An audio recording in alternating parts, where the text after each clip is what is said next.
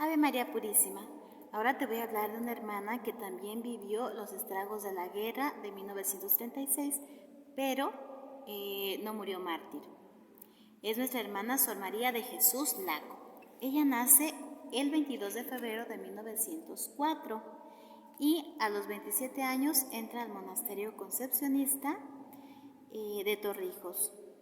Desde su ingreso, ella se sintió mal con enfermedades de nerviosismo y de dolores de cabeza, pero siempre procuraba dar lo mejor de sí y por su entrega las monjitas no la devolvieron a su casa. Esta hermana siempre vivió siendo una ofrenda de holocausto. Tuvo momentos de dificultad, pero aunque a veces la abadesa no le diera ciertos permisos, ella nunca hablaba mal de su abadesa. Sufrió mucho también cuando la sacaron del coro, cuando ella había sido hace muchísimos años la encargada y tenía una voz preciosa y decían que pues no cantaba muy bien y la quitaron del coro. Ella sufrió mucho por eso porque le encantaba el canto. También sufrió mucho cuando ya grande de edad, pues ya no veía y ella se dedicaba a hacer muchos bordados preciosos y se daba cuenta que tenía limitaciones y que ya no podía. Avanzar hacia la vejez le fue costando mucho aceptarlo.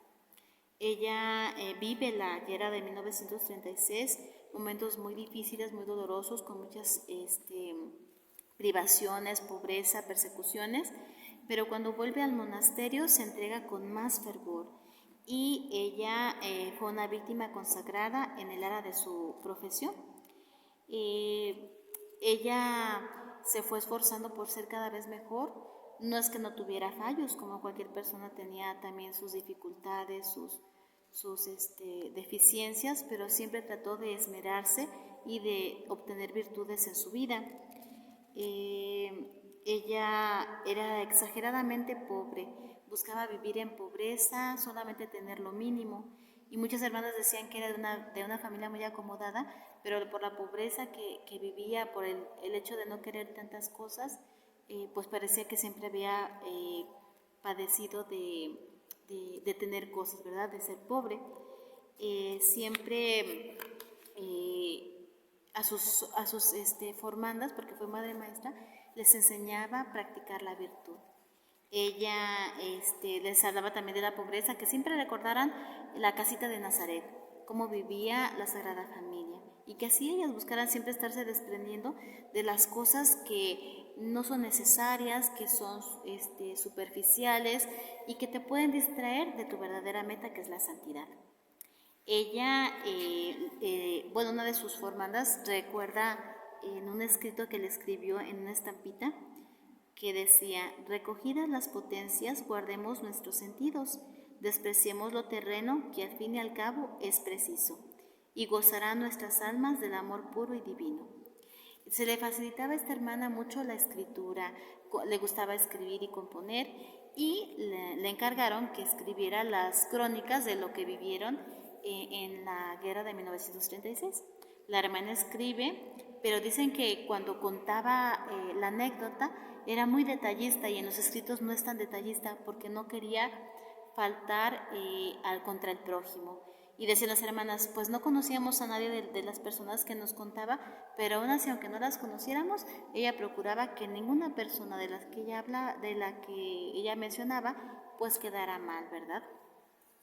Ella tenía con frecuencia hacer el ejercicio de la muerte, que consistía en aplicarse a sí misma la recomendación del alma, y considerándose en la hora postrera, se signaba también con la señal de la cruz y el agua bendita, rogando a Dios le perdonara cuanto en el decurso de su vida le hubiera ofendido por cada uno de ellos, como si estuviera recibiendo el sacramento de la unción de los enfermos.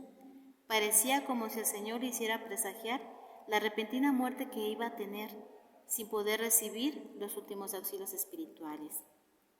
Era también muy devota de las almas del purgatorio y siempre estaba ofreciendo oraciones por ellas.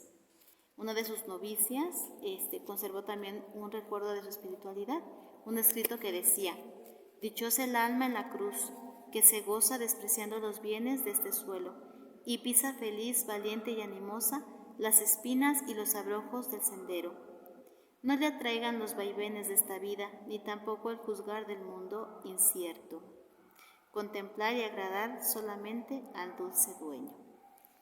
Ella muere a los 61 años de edad de una muerte repentina.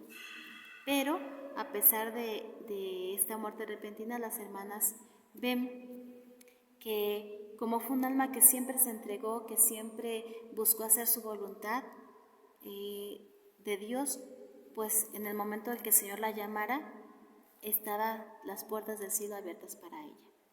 Aprendamos de nuestra hermana a aceptar la voluntad de Dios, y cuando lleguen los momentos en los que ya tanto la ancianidad como quizás la enfermedad, como quizás el que también ya nos cambien de trabajo, o en el trabajo donde estamos nos cambien del lugar donde estábamos acostumbrados, o que tengamos que cambiar de escuela, o los cambios que Dios vaya a poner en nuestra vida, los aceptemos como esta hermana, que es en un proceso poco a poco, pero que Dios los va permitiendo, porque nos vendrán otras cosas mejores, porque estamos maduros para otras experiencias, o porque ya no teníamos que seguir con estas conformidad de vida, o un trabajo ya como acomodado, sino que Dios quiere que sigamos creciendo, desarrollándonos, mejorando, para que nuestro corazón siempre esté listo como el de esta hermana, para que cuando Dios nos llame, digamos: Señor, hemos hecho lo que teníamos que hacer, llévanos cuando tú quieras, ¿verdad? Bueno, que tengas un día maravilloso y nos vemos mañana.